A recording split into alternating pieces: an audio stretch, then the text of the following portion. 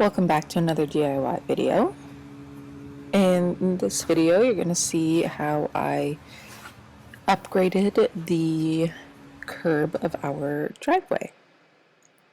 So I started by marking off with a string where I would like the flower bed to sit. So once I did that, I kind of cut out the edge with my flat shovel. I slowly went along and dug out all the grass. I was debating putting down some cardboard and just letting it kill the grass and build on top of that, but because the edging doesn't go very high up, and I wasn't able to get more stone to build it up, I decided to just take some of the grass out. In this clip here, you kind of get a better angle of the work on removing the grass. So I dug out the grass with my shovel.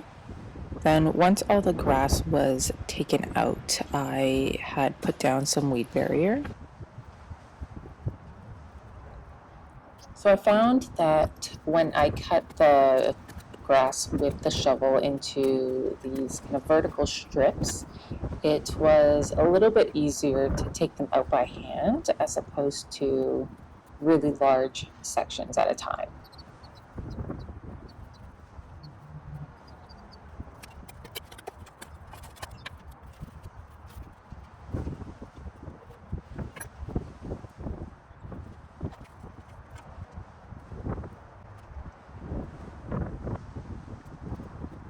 Now that I've got the ground as level as I can, I brought out the weed barrier.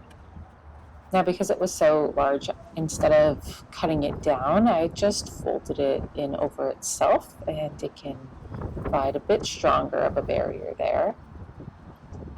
It was a little windy, so I used some stuff to kind of hold it down in the corners, see how I liked it, then figured out where I wanted to place the solar lamps. So I used that as another stake there.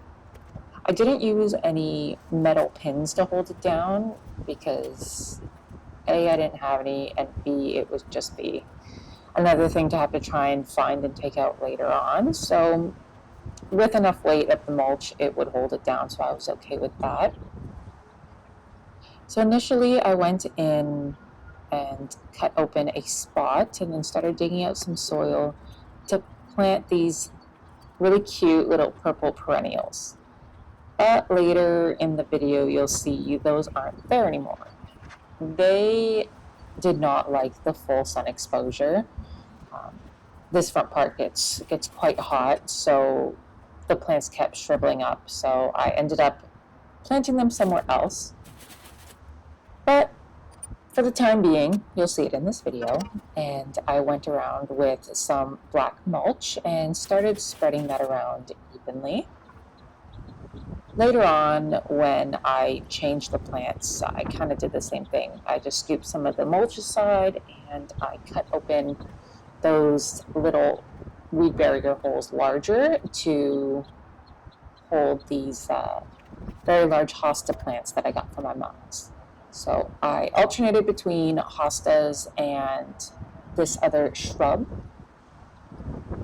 so that there was a bit more variety, but yeah, ultimately these purple flowers, they were very nice, but they didn't like the area at all, and they were a bit small for the size of flower bed that I had been planning here. So it did look really good later on, and you'll see kind of some clips of that. But I watered down some of the mulch to keep it in place. And this is kind of how the whole flower bed looked. Later on, I hope to put in a nice edge between the grass and the mulch. I think it'll be nice, especially when trimming the grass, but it looked really nice at night. I will say that the purple was really cute. So my next task was to kind of fix this edging. We had these, they're just kind of these concrete paver stones that were glued along the edges. And unfortunately, about a third or a quarter of them had crumbled from all the water runoff. They had broken kind of down the middle, and just the top layers were remaining. I was debating replacing all of them, but that would have been pretty expensive at about $12 to $15 per stone that would need to go there, and then have to pry off all the other ones. So the other ones were all down pretty well and really well bonded. They just needed a bit of a clean on top. So what I ended up doing instead, which was a lot more cost effective, was I got some bags of concrete mix from Home Depot. This one here I didn't fill in completely just yet. This one was one of the few broken ones, and I was kind of getting a feel for how I wanted to put this together. But you'll see closer up in another shot that I used some scrap wood that I had laying around. And yes, even though my husband says that we've got too much scrap wood, I did end up using them. So I used it to make a frame for like a mold for these concrete pieces. So I put a piece of wood across the bottom. I put a bit of this almost like a fabric-y extra duty strength tape that I put just along the wood so that nothing kind of spilled out onto the driveway. So I used that as a base to kind of level it up, keep it at the same level as the other stones, because they do overhang from the base. And then I used some clamps to hold that in place, and I put another piece of scrap wood along the front, just like so here, to line it up. And I used two smaller pieces together, so I put some of that tape on it. And it had a bit of texture to it, so it actually kind of worked out that it wasn't a nice, completely smooth looking edge. So I just went and filled that in, patted it all through to make sure everything was done. It kind of sat nicely against the weed barrier there, so I didn't need to make a full form. But I just wanted to make sure it mostly matched up with the other ones. I didn't go completely to the top because I was going to cover it with some purging later. So again, here's kind of a better angle of the steps that I had done. I taken my wire brush, cleaned out all that dirt and frizz, and just layered up that concrete mix and just built my own forms. So it was a lot cheaper than having to buy some new stones and a lot less work. By the end, it did look quite nice. I was using my pump sprayer to keep the base where I was putting the concrete on top, to keep that damp enough, because or else it would just absorb all that extra moisture from the concrete. But I am no cement expert, I will say that now.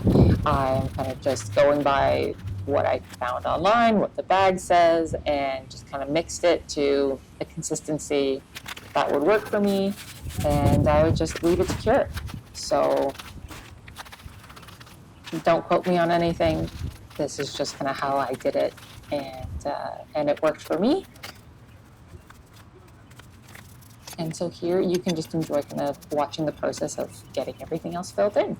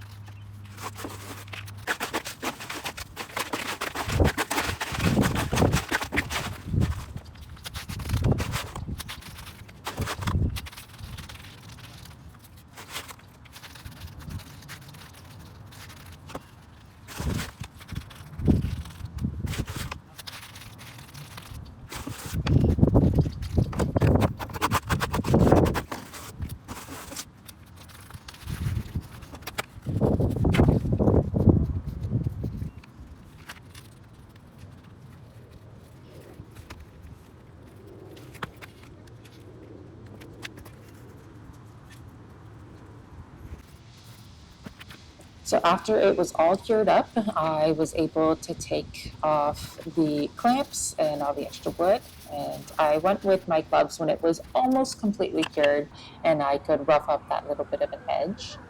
Now here in the clip, you can see which ones I filled in, but they weren't too different to look at, and it just kind of gave it a bit of a facelift.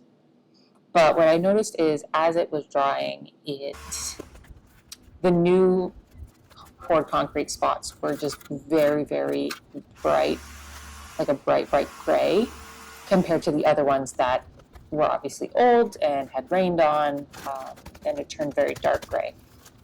So my idea was I scrubbed off the tops, I cleaned it out with the wire brush, and I got some Parging mix because it had a higher adhesive strength. And my idea is I wanted these nice looking, almost like these landscaping rocks. So what I did, and again, down the road, this probably is going to crack, fall apart, and it might go back to its original, but for now, it looks really nice, and it just kind of gives the whole place a bit of a facelift. So what I ended up doing was putting enough Parging across the top to make two stones look as if it's one long rectangular landscaping stone.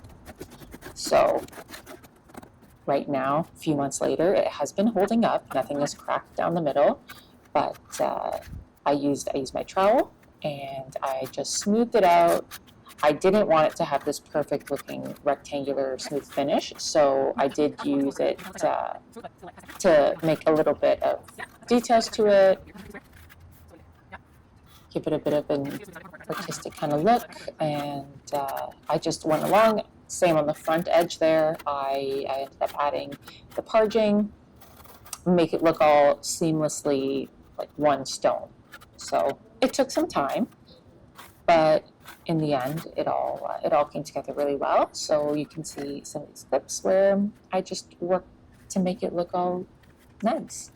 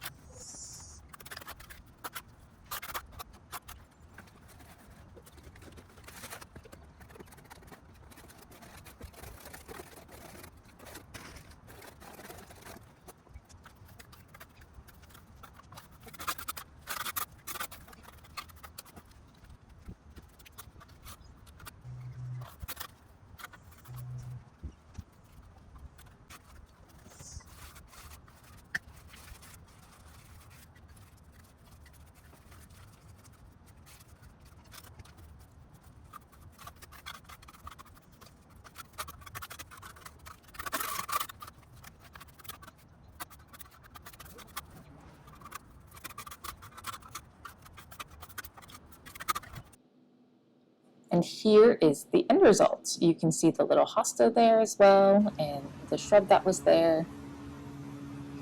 These stones look so much better now, and it doesn't look like it's crumbling into decay.